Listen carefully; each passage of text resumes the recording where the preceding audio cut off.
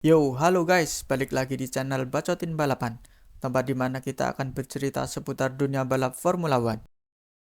Kali ini kita bakal ngebahas sosok keren yang bikin sejarah di dunia balap Indonesia. Yap, siapa lagi kalau bukan Sean Gelael. Bukan, tapi Rio Haryanto, sang pembalap Formula One pertama dari Indonesia. Pembalap yang bisa naik podium, mengibarkan bendera merah putih, dan mengumandangkan lagu Indonesia Raya di pentas balap internasional. Bagaimana kisahnya?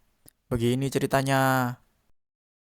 Rio Haryanto lahir di Solo 22 Januari tahun 1993. Sejak kecil, dia udah suka banget sama dunia balap. Rio mulai balap go-kart sejak umur 6 tahun. 6 tahun bro, kita mah umur segitu masih nonton kartun. Tapi Rio udah belajar kebut-kebutan. Tercatat, Rio Haryanto berhasil menjadi juara nasional go-kart di tahun 2002 saat usianya masih 9 tahun. Lalu perjalanannya berlanjut mengikuti Formula BMW Pacific pada tahun 2008 dan berhasil menjadi juara umum di tahun 2009. Kemudian, karir balapnya berlanjut dengan mengikuti GP3 di tahun 2010 bersama Manor Racing. Di musim pertamanya, Rio sudah tampil mengejutkan dengan menjadi kuda hitam. Bahkan, Rio berhasil mencuri satu kali kemenangan yakni di GP Turki. Menariknya di sini, sang penyelenggara balapan tidak mengira Rio Haryanto bakal memenangkan balapan. Lagu Indonesia Raya dan bendera merah putih bahkan tidak disiapkan oleh panpel Turki. Aduh, bukan itu saja. Bahkan, pihak FIA pun tidak percaya Rio Haryanto bakal menang dengan mobil manornya. Namun setelah dicek lebih lanjut, tidak ada kecurangan yang dilakukan oleh tim Rio Haryanto. Karena memang skill nih bos, senggol dong. Selanjutnya, Rio naik kelas menuju GP2 di tahun 2003. Persaingan dan adu skill antar pembalap mulai terasa di sini. Rio harus bersaing dengan pembalap-pembalap muda berbakat lainnya. Beberapa contohnya adalah Marcus Ericsson, Felipe Nasr, Julian Palmer, dan lain-lain. 4 musim bertanding di GP2 atau Formula 2, prestasi terbaik Rio adalah menjadi juara 4 di Formula 2 musim 2015. Rio Haryanto total berhasil mendapatkan 3 kemenangan dan 7 kali naik podium. Ketiga balapan yang berhasil dimenangkan oleh Rio Haryanto tersebut adalah GP Bahrain Sprint Race, GP Austria Sprint Race, dan GP Inggris Sprint Race.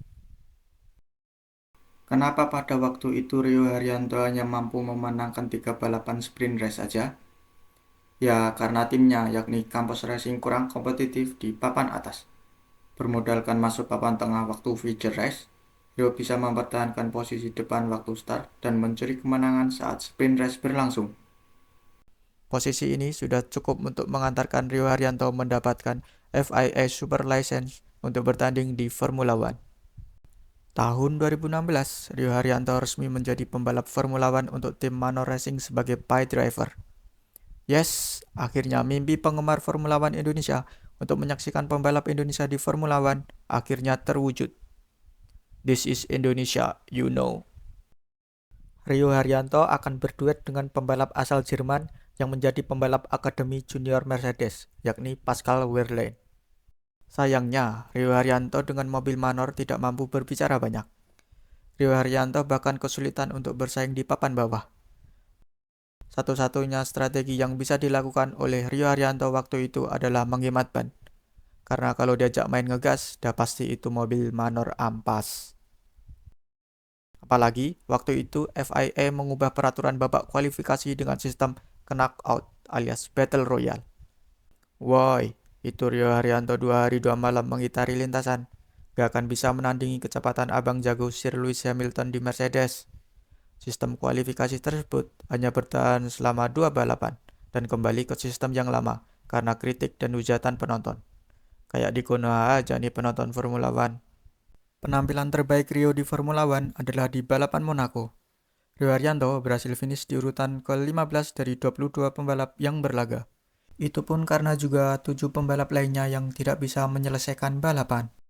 Sayangnya, Rio hanya mampu bertahan di F1 selama setengah musim, alias 12 balapan saja. Bukan karena skill membalap Rio yang jelek, tapi karena sponsor tidak mampu membayar penuh satu musim kepada Manor. Sponsor Rio hanya mampu memberi dana 7,5 juta euro dari total 15 juta euro yang diminta Manor. Ya mau gimana lagi ya? Rio hanya mampu menggait Pertamina dan buku gigi punya bapaknya saja sebagai sponsor.